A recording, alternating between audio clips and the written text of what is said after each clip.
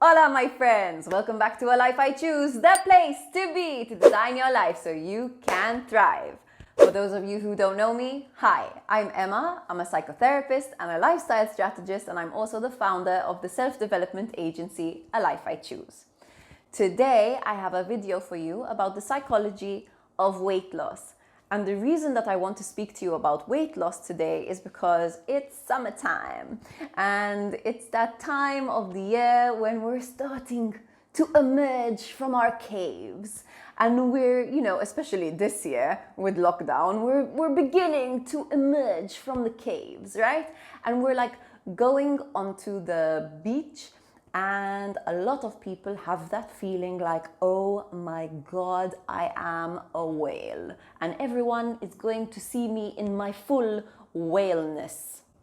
Now, I'm all about self-love and I'm all about self-acceptance. But let's be real. Sometimes self-love and self-acceptance is also about taking care of ourselves and wanting to feel good through looking good. So there's absolutely nothing wrong with wanting to lose weight. There's nothing wrong with it. What's important is that we do it in a healthy way. And I want to speak to you about how to lose weight effectively, because what happens to a lot of people is when they want to lose weight, they focus on what they don't want. So they set the goal of, I'm going to lose weight. And that is like completely unmotivating, because you're basically focusing on what you don't want. You're focusing on the parts of your body that you don't like, and you're focusing on the number on the scales and how you want it to go down, and you're focusing on what you want to get rid of. And okay, it might like motivate you for a little bit, but you're focusing on what doesn't feel good, and what doesn't feel good doesn't keep us moving. So you always need to shift your focus from what you don't want to what you do want. Remember that what we focus on grows. So don't focus on what you don't want, focus on what you do want. So your first step in your journey towards losing weight is, what do I really want? What is my outcome? And so your outcome might be something like, I want to be slim and toned. I want to look in the mirror and see beauty and health. I want to feel proud of myself. That's a beautiful outcome, and it's so much better than I want to lose weight, right? I'm going to say it again just to make it, just so that you can hear it again. So I want to be slim and toned. I want to look in the mirror and see beauty and health. I want to feel proud of myself. That's your outcome, which is much more motivating than focusing on what you don't want. And focusing on what you do want gives you, it's like when you're driving a car, you need to look where you want to go, not where you don't want to go. Because if you look at where you don't want to go, you're going to go, right? So you have to look at where you want to go and enjoy the journey. So once you've defined your outcome, you go to your why, okay? Most people, when they want to lose weight, they focus on the outcome that they don't want. I don't want to be fat anymore. I don't want to be fat anymore. I don't want to feel fat anymore. And then they go straight to their strategy, which is like, go to the gym at 5 a.m. Okay, so we're going to focus on what we do want. And instead of jumping straight to strategy, we're going to ask ourselves, why do we even want that? Because one, we need to make sure that it's in alignment with who we are. And two, our why is our fuel. When you know why you want something, you're much more likely to take the action steps towards achieving that goal than if you don't know why.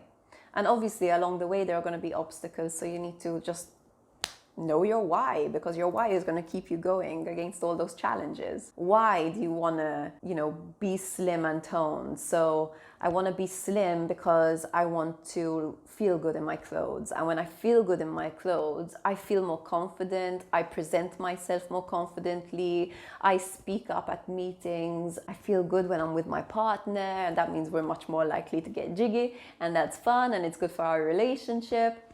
I want to be toned because I want to feel strong. I don't want to feel like my body's vulnerable all the time. I want to feel like I can do stuff, and I want to be able to play with my kids, right? I want to be energetic.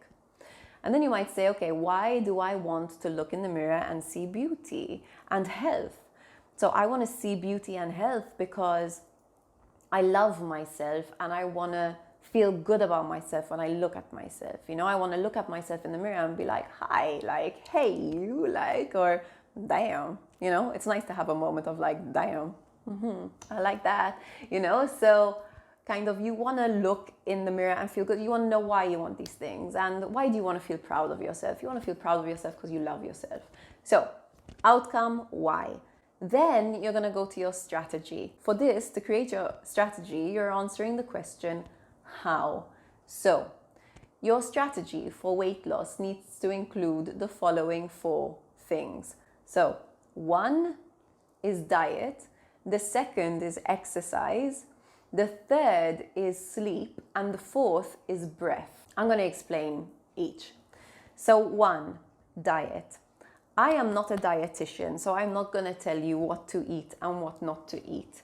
Okay, so if you need advice with this, I really suggest that you educate yourself about food. Okay, there are great resources, and one of them that I'm going to mention is Dr. Mark Hyman. I learned so much about food from this man, and all of the advice has been so incredibly helpful. And I lost weight by following this guy, and I also got way healthier than I was. So I find him to be a good resource. You might not click with him so much, so just do a bit more research and you'll find people. But anyway, when we're speaking about diet, you need to remember that we are what we eat, right? So obviously our diet's going to make a difference to weight loss. And while I don't want to tell you what you should eat or what you shouldn't eat, something that we can all do is ask ourselves and be honest with ourselves about, you know, what have I been overdoing it with? What have I been overindulging in, you know? Like for me, a couple of months ago, it was sweet treats, you know? Like I got into the habit during lockdown of having something sweet after lunch, something sweet in the middle of the afternoon, and something sweet after dinner.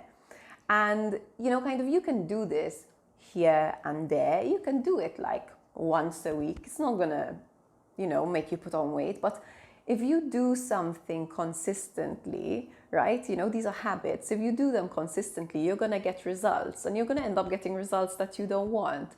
So it's a matter of shifting your habits. It's a matter of switching your diet habits. So maybe after lunch, instead of having something sweet, you could have a herbal tea. Or maybe in the middle of the afternoon, instead of having, you know, a piece of cake, you can have an apple with peanut butter or something like that. That still hits the sweet spot, but it's a completely different makeup of nutrients. You know, it's something that your body can use, it's something that your body wants, you know. So it's just about adjusting your dietary habits. Now, let's go to exercise. When you're thinking about exercise, right? Exercise is not only important for weight loss, it's important for the ability to be creative. It switches our minds on. It allows us to learn faster, learn quicker, think in different ways. Basically, when we exercise, it helps with neural plasticity. And it also helps us to heal, to recover. And something that I love about exercise is that it helps you to feel more confident about yourself. Right? When you move your body, you let go of stress and you let go of fear. So moving your body is vital to confidence, and confidence affects the rest of your life, your relationships, your work, your ability to put yourself out there. It's massive. So exercise has so many health benefits, like it's not even funny, like it just has so many health benefits, it's amazing. But what I want to tell you about your strategy for exercise is, do not leave it up to willpower. I think what I'm saying here is pretty obvious. If you leave it up to willpower, you'll do it a couple of times, but then you're gonna be like, I'm too busy, like, you know, kind of, oh my God, I have so much to do. When the hell do you want me to exercise? Forget it. So schedule it in. You need to honor the time that you schedule in for exercising like you would a meeting with your boss. There is no getting out of this exercising. It is a ritual, and you honor it and you set it up so that you enjoy it. Okay? So be realistic when you create this schedule. If you're gonna set a schedule and you're gonna say, okay, I'm gonna wake up at 5 a.m., I'm going to drive half an hour to a gym, I'm gonna smash a gym session for an hour, and then I'm gonna, drive to work in a rush, whatever. Oh, and I'm gonna spend all evening, food prepping so that I don't eat anything bad. I mean, you'll probably be pumped at the beginning and you'll do this for the first couple of months, but after a while you're gonna run out of steam. It's like the rules are too rigid and it doesn't feel good. So you need to create a schedule that works for you, that is realistic, so maybe you do personal training with a personal trainer on Zoom. There are so many personal trainers giving sessions on Zoom at the moment, so you don't even have to leave your house, but you get the challenge, or maybe you do yoga classes online, or you do HIIT classes online, or maybe you go for a walk, or maybe you meet a friend and you go do yoga on the beach, or whatever, be creative and have fun with it. And remember that, you can always add other elements later. You don't need to go like, oh my God, I need to be doing this or else it's not enough. Just start with what's realistic and, work your way into it and enjoy it. One more thing that I want to say about scheduling in your exercise is, have the days pre-planned. So for me, it's Monday, Tuesday, Thursday, Friday. Those are my exercise days, and anything that I do otherwise, today is Saturday and I exercised this morning, anything else is extra. It's a bonus. But at least I know that Wednesday and Sunday are a rest day. I can be lazy, and enjoy it. I can hang out in bed and read a book if I want, or I can do something totally different. My rules aren't too rigid that I have to break them.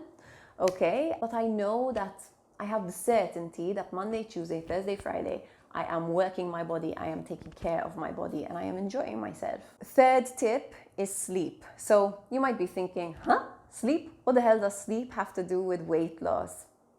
A lot, apparently. So, one, when you don't have enough sleep, your prefrontal cortex is not as active.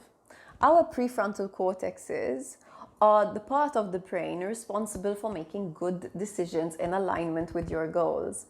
The more tired it is and the less active it is, the more likely you are going to be to go, no, I won't have the avocado wrap. I'm gonna go for the hot dog. Okay? And also another reason that you do this when you're tired is because when you're tired, you're craving energy. And what you need is to rest and sleep so that your body can restore and then you'll have energy naturally.